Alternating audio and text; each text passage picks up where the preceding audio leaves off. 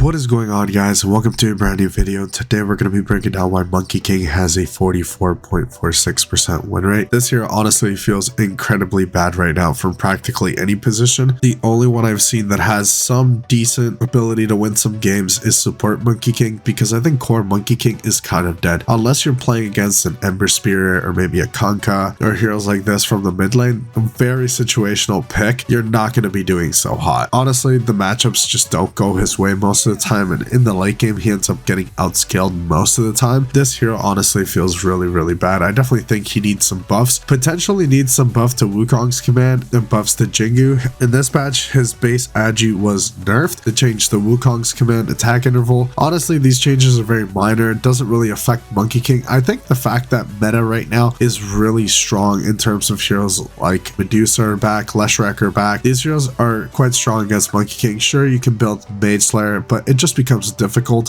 when games are going so quick. Monkey King can definitely fight early on, don't get it twisted. He can definitely fight early. He can definitely destroy heroes like Tidehunter and Dragon Knight in lane easily. He doesn't struggle against these melee heroes. He can pretty much beat any melee hero in the game, but most of the time you're just not doing well enough because you depend so much on your support being strong and your knowledge of this hero. If you're a Monkey King spammer, you can always get value out of this hero just because Jingu is always going to be really strong. But if you're not a good Monkey King player and you're just a mediocre player, you're not going to get as much value. These really good Monkey King players are timing their Boundless Strike with Jingu so well to sustain in the lane. These guys are not buying tangos half the time ourselves because they are just getting so much healing across the map. But one of the things that does save Monkey King very situationally is the fact that he is a Mage Slayer buyer, he builds Disperser, and he likes items like Harpoon, which are always going to be very nice just because Echo Saber helps you build up Jingu stacks a lot faster, makes you a lot more sustainable. But heroes like OD are very strong in the meta. Heroes like Tinker, these heroes are really good against Monkey King. A really good Tinker player, you're not going to catch him with a Monkey King. Yeah, you can play in the trees, but it's just not easy to catch a Tinker player, and he's just going to do so much damage to you and be able to push tempo a lot faster than what you can actually do. So I definitely don't recommend playing this hero unless your matchup is guaranteed to be good.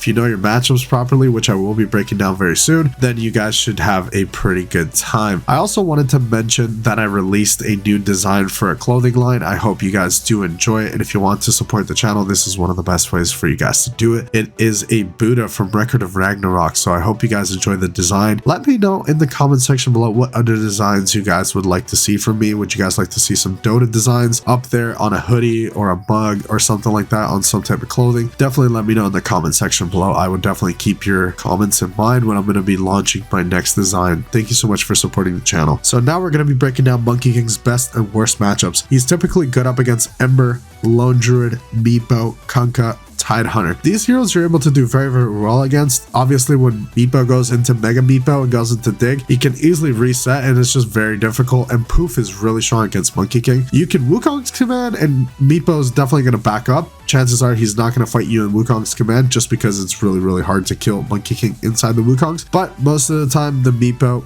usually does come out ahead when it comes to the late game. It honestly depends on farm. Meepo's timing tends to be a lot faster than Monkey King's actual full power timing. And heroes like Lone Druid and Ember are still strong in the meta, especially Ember with Mage Slayer. These heroes are quite strong in the meta, but Monkey King is just a natural counter to melee heroes. He's typically bad up against Zeus, Bat Rider, Viper, Faceless Void. These heroes are really strong against the Monkey King, even Medusa to a certain extent, but you can always build Disperser, and that matchup kind of goes hit or miss. It depends how much farm the Medusa has and how much impact you're having on the Monkey King, but that matchup could definitely go wrong for you if the Medusa has a little too much farm. Then you can definitely struggle even with a Disperser, but it's definitely a fantastic item to build on the hero. And Viper is really popular. Outworld Devourer is definitely very popular. These heroes are good against Monkey King, so you should definitely keep that in mind when playing this hero. And heroes like Faceless Void are just going to chrono you and you're going to die. If you're not caught in chrono and you can Wukong's command, then you might be able to man fight the Faceless Void, but the fact that he can just easily time walk out, it's just very difficult unless you're building an item like Bloodthorn and they don't have a BKB or a Basher with an Abyssal. Then then you can kind of sway that matchup a little bit. But when you're getting Chrono, it's very difficult to actually win that matchup, because more often than not, you're going to be dying in Chrono. You're going to be forced to buy items like Butterfly, Satanic, and Scotty just to be a little bit tankier, so if you get caught in the Chrono, you don't end up dying. My recommendation is play this hero against its absolute best matchups and don't really pick it every single game. This hero is just not doing as well, and especially if you're not a specialist at this hero, you shouldn't be picking it that much, because you're going to be playing at a disadvantage if you don't understand how to use Jingu properly. A misuse of Boundless Strike with Jingu can be the difference of winning a fight and losing a fight. Boundless Strike is extremely underrated, and I see a lot of people using it at a creep wave. It's actually a pretty long cooldown, so you should actually keep that, especially if you plan on fighting. If there's enemies close by, you should always have your Boundless Strike ready to go, because that's going to be the difference of you getting a kill, you winning the team fight, or you completely turning with a huge lifesteal play. So definitely don't be wasting Boundless Strike on farming, and don't misuse the ability. Make sure you get your Jingu stacks, so you're going to be able to do the most amount of damage,